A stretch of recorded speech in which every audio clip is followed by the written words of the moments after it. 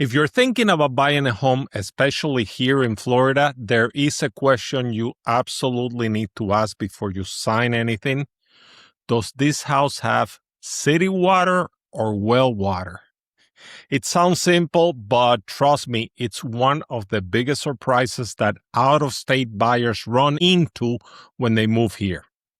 This is Ricardo Lopez with Marisol Properties. Many homes in Florida and across the country don't get their water from the city at all. They rely on private wells sitting right on their property. And that changes everything about how your water works, what it costs, and what you are responsible for. So today, I'm going to break it all down, how each system works, what it costs, the pros and the cons, and the questions you need to ask before you buy. So let's dive in. Let's talk about city water. What is city water? City water is what most people are familiar with.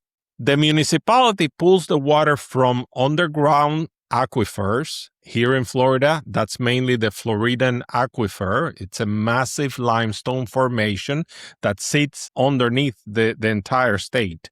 The city treats it at a plant, stores it, and distributes it through pipes that go straight to your home. You turn the faucet, water comes out, you pay a monthly bill, usually between $40 and $70 a month, depending on where you live and how much water are you using. The city handles everything: the extraction, the treatment, the distribution, and quality monitoring.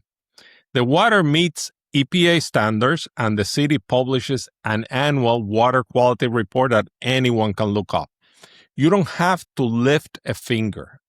And here's something that a lot of people don't realize. When we say city water in Palm Bay, for example, the city is not manufacturing water. They're actually pumping it through their own municipal wells, treating it and distributing. So technically, it is well water. All water in Florida comes from the ground. The difference is who extracts it, who treats it, and who manages it. Now, let's talk about well water. Well water is a completely different story. When your home has a private well, you are your own water company. You're not connected to any municipal system. A well is essentially a hole drilled into the ground that reaches down to the aquifer. That layer of groundwater flowing through the limestone beneath us. An electric pump in your property pulls the water up and pushes it into your home. You don't pay a monthly bill. The water itself is free, but, and this is a big but, you are responsible for everything: the extraction, the treatment, the distribution, and quality monitoring. If the pump breaks, you fix it. If the water comes out with iron, you install a filter. If it smells bad, you figure out what it is and how to solve it. There's nobody at the city to call. And that's exactly where most buyers who've never lived with a well run into surprises, because they think they can call somebody. Now, where do you find each system in our area? The distribution follows a pattern similar to what you would expect. The more developed areas, the planned communities generally have city water, but large portions of Brevard County, for example, run on private wells. For example, Palm Bay has a municipal system covering much of the area, but plenty of homes in rural parts and the newer zones, they rely on wells. Areas like Mims, part of Cocoa, sections of Titusville, Grand Valkyria, and scattered properties throughout the county all have this mix of some have city, some have well. It's not black and white. You'll find streets where one house has city water and the neighbor next door has a well. Some areas are seeing city water lines expand as the county grows. So again, don't assume anything. Ask specifically about the property that you're interested in if you're buying a house. One more thing that causes confusion: many homes in our area, even those with city water for drinking, have a separate irrigation well, which is for watering the lawn. It's a shallow well that's not meant for human consumption, and usually the water from that well is untreated. The well needs its own electric pump, and the water almost always has a strong sulfur smell. That's that rotten egg odor that freaks out people when they come from other states and they smell it when the sprinklers are on. When my family first moved here years ago, I remember we were touring houses and we were being hit by that smell of rotten eggs when the sprinklers were on. Our agent had to explain, what it was. We didn't know. Once you know what it is, you get used to it. We also noticed, I remember the staining on some of the walls around the houses. It turns out if you have the sprinkler aimed at the wrong side and it's hitting the side of the house, that untreated well water leaves iron and sediment stains all over the side of the house on the wall. Speaking of irrigation wells, some of those systems have a hose connection, and homeowners think that it's perfect. I'm going to put a hose there and wash my car. I don't recommend it. The untreated water that has high iron and mineral content will stain your car paint like it does the walls. If you want to wash your car, you just go to a car wash or use the city water, of course. The upside of having an irrigation well is obvious. You save a fortune on your municipal water bill. In fact, if you have a sprinkler system, you practically need an irrigation well or the cost is unsustainable. Just be aware that many buyers see the irrigation pump and assume that the whole house is on well water. It is not. They are completely separate system. One is for living. The other one is for the lawn. Now, let's get into well water, the well water for your home, the drinking water. If you have a well in Florida, there are 3 problems that are nearly universal in our region. The number 1 is iron. Florida sits on top of limestone that contains high concentrations of iron. As groundwater moves through the rock, it dissolves and the iron is carried into your home. The result is these orange rust-colored stains on the toilets, the sinks, the bathtubs, washing machines. Sometimes the water itself comes out yellow and brown. It's not dangerous really to your health, but it's ugly. It stains everything and it's hard to clean. According to the Florida Department of Health, iron is one of the most common complaints among well owners statewide. The second problem is sulfur. This is the one that scares people the most because it's that rotten egg smell that you get, and especially if the water is coming out of your kitchen and your bathroom faucet and it's smelling like that. That odor is hydrogen sulfide. It's a gas that is released when the water containing the sulfur compounds comes out of the tap. It is even stronger in hot water because the heat makes the gas volatilize faster. Sometimes the smell only comes from the water heater, and sometimes it originates from the well itself. In some cases, sulfur bacteria can grow inside the water softener, and then the rotten egg smell spreads throughout the entire house. Beyond the smell, sulfur can corrode pipes and appliances. Now, the third problem is hard water. Well water in Florida is typically very hard, meaning it has high levels of calcium and magnesium. It's not dangerous to drink, but it leaves white residue on faucets, shower heads, appliances. It reduces the lifespan of your water heater and the washer machine. And it makes soap and shampoo not lather properly, so you end up using a lot more soap than you need to. Also, it gives you dry skin. To deal with these 3 problems, you need a water treatment system, and this is where buyers get sticker shock. A complete well water treatment system includes several components that I want to talk about. Number 1, a sediment filter. That's what traps the solid particles. Number 2, an iron filter that removes the iron before it reaches the house. Third is the acid neutralizer. If the water has the pH is low, which in many parts of Florida it is, a water softener that uses salt to remove the calcium and the magnesium, a carbon filter that eliminates odors and tastes, and number 6, a UV light that kills bacteria and viruses. A complete system purchased directly from a supplier runs approximately $9,500 to $12,000. If you buy it through a large company like Colligan, with the installation included, it can cost, I don't know, $20,000, $25,000. And that cost doesn't include the well pump or the pressure tank, which can add another $2,000 or $4,000. And here's the thing, many people don't calculate, what it costs. The water is free, but maintaining that water is not. The annual maintenance cost of a well, you need the electricity for the pump. Figure $30 to $50 a month for electricity because it's pumping the water all the time. You need water every day. You need the salt for the softener. Figure $150 a year. Potassium chloride costs even more, and that's people that need low sodium. They need to use that.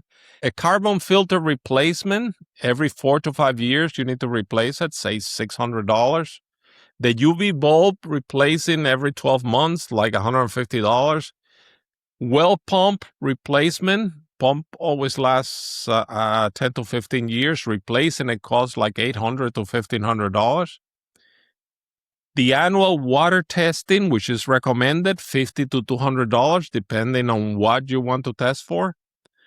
It all adds up. The annual well maintenance can run between $500 and $1,000 a year, and that's without major replacements. If something breaks unexpectedly, the pump, the pressure tank, you could be looking at thousands of dollars in unplanned expenses. Now, compare that to city water, where you pay $40 to $70 a month. That's $480 to $840 a year, and you don't think about it. No pump, no salt, no filters, no UV bulbs. Now, here's a critical consideration for anyone in hurricane regions. If you lose power, you lose water. The well pump runs on electricity. No power means no water, not for drinking, not for flushing toilets, nothing. With city water, the municipal pump has a backup generator, so if the water keeps flowing, even if there's no power. Now, there's other things that you should be considering, and that may be a benefit now in terms of well water. Since late July 2026, there's been a coordinated wave of cyber attacks that has been targeting municipal water and wastewater systems across the U.S. I'm sure you've heard about it. It started with more than 30 community water systems in Minnesota, July 26 and 27. It spread rapidly. The attackers gained access to internet-connected industrial control system. And in some cases, they changed the password, locked the operators, even modified software. Basically, this happened to public water system. Now, some communities had to issue boil water notices, switch to manual operations. The attacks have been linked to Iranian-affiliated groups. I don't want to get into that, but the point of the matter is that these were things that happened because these water systems were connected to the internet, and it turns out that that is a negative thing, because if you have well water, that wouldn't happen. With city water, you're relying on the municipal system to keep your water safe. And as we have seen, those systems can be targeted. Now, with a private well, you're in full control of your water supply. Nobody can hack into your well remotely. It's not connected to the internet. Your water comes from the ground under your property, passes through your equipment that you control and you maintain. So for a number of people, that level of self-reliance is a real selling point. I'm not saying that well water is inherently safer. As we've saw before, you have to maintain that whole system. but it's something to keep in mind. City water isn't perfect either. Besides that, to be fair, there's other downsides as well. Here in Brevard County, especially in Palm Bay, I hear complaints all the time about the taste and the smell of the municipal water. Even though it meets EPA standards, treated water can have chlorine taste. A lot of people can't stand that. Many families with city water end up installing under sink filters like reverse osmosis systems, or they have filter pitchers like those Brita pitchers. Plus, municipalities can raise your water rates whenever they want, and you don't have much say about it. And you're completely dependent on the city system. And if the main water line breaks, they can do a boil water order. They can have contamination.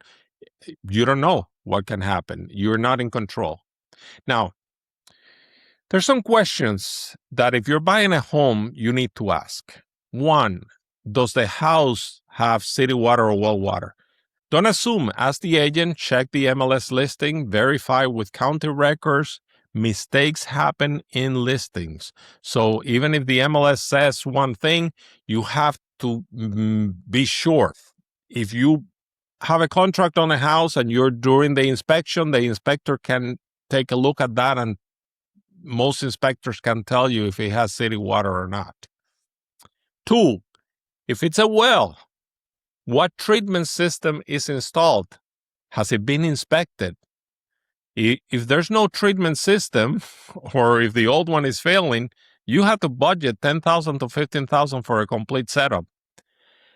And here's a warning. Some builders are constructing new houses with wells and installing the well and the pump, but no treatment system at all, which it baffles me because it's not an option, really. It's something that you have to budget for. Number three, when was the last time they tested the water? Ask for the results. If there's no recent tests, you can order one during the inspection period for $50 to $200. It will tell you exactly what's in your water, the iron, the sulfur, the hardness, the pH, the bacteria. Some loans, like the VA loans, actually require the water to be tested if you have well water. Another question, how old is the well pump? If it's over 10 years old, start planning a replacement. Also, if there is a water softener, has it been maintained? A neglected softener can become a breeding ground for sulfur bacteria, and that is that rotten egg smell that takes over the whole house. Does the house have an irrigation well? We talked about irrigation wells before. Even if you have city water, ask about the condition of the pump on the irrigation well as well, because it also needs maintenance and eventual replacement. Now, let's say that city water is available. Should you switch to city water if you have well water? If your house has well water and city water becomes available, keep in mind that the connection costs typically between $2,000 and $5,000, including the physical hookup, the permits. Once you do that, then you start paying the monthly bill. At $50 a month, that's $600 a year, $3,000 over 5 years, $6,000 over 10 years. But you stop paying for salt, pump, electricity, filters, and maintenance. You might even be able to uninstall and sell the treatment that you have right now if you switch to city water. My advice is, if your well works fine and your treatment system is in good shape, there's no urgent reason to switch. But if you're dealing with odor problems, stains, an aging pump, connecting to city water gives you long-term peace of mind. And for resale value, most buyers prefer city water. It's one of the big things that people ask me all the time. We want a house with city water. So that is something that not only gives you peace of mind, but it helps you with resale value if you connect to city water. Now, if you already have or are about to have a well, here are some golden rules. Rule number one, test your water at least once a year, no exceptions. It's the only way you know that the water is safe and your system is working. Rule number 2, keep the softener stocked with salt. Check the level every month. If it runs dry, the system stops working and hard water starts damaging your pipes and your appliances. Rule number 3, replace the UV bulb every year. If it burns out, you have no bacterial protection. 4, clean and replace sediment filters per the manufacturer's schedule, usually every 6 months. A clogged filter reduces water pressure and makes the pump work harder, shortening the lifespan. Rule 5, if your water suddenly starts smelling bad, don't ignore that. It could be a saturated filter, bacteria in the softener, or something wrong with the well. Call a professional, have it checked. Rule 6, have a hurricane plan. If you lose power, you lose water if you have a well. Store bottled water and consider a portable generator to run the well if you need to. All right, those are the things that I wanted to talk about. I hope you have learned something here. If you have any questions whatsoever, let me know. You can reach me directly at 321-608-0400 or through our website. That's www.marysol.properties.com. That's MARYSOL properties.com. Thank you so much. I'll see you on the next video.